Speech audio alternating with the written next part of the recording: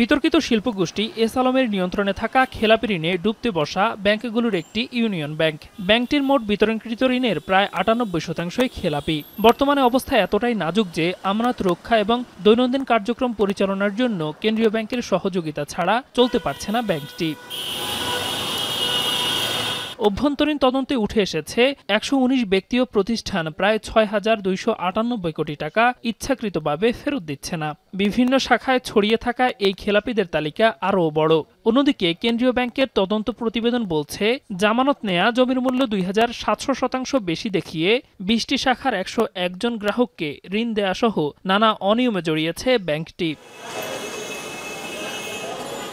শরিয়া ভিত্তিক ৫ ব্যাংক একীভূত করার প্রক্রিয়ার শেষ পর্যায়ের ধাপ হিসেবে কেন্দ্রীয় ব্যাংকের ডাকা শুনানিতে অংশ নিয়ে ব্যাংকটির চেয়ারম্যান জানান, এসব ঋণের পেছনে রাজনৈতিক প্রভাব, ভুয়া কাগজপত্র এবং ব্যাংক কর্মকর্তাদের যোগসাজশ ছিল। দ্বিমত না পোষণ করার কোনো কারণ নেই, কারণ আমরা তো এটাকে স্ট্যান্ড অ্যালোন আলাদাভাবে এককভাবে তো দাঁড় করার আর কোনো সুযোগ নেই।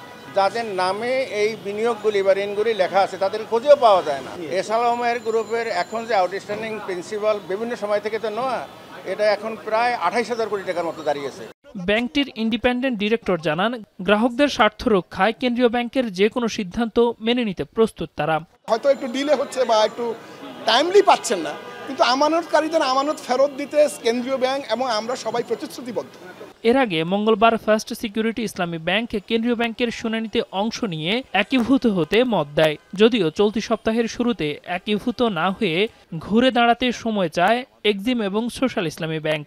সম্মিলিতভাবে এই ৫ ব্যাংকের মূলধন ঘাটতি এবং খেলাপি ঋণের পরিমাণ ২,৮৬,০০০ কোটি টাকা।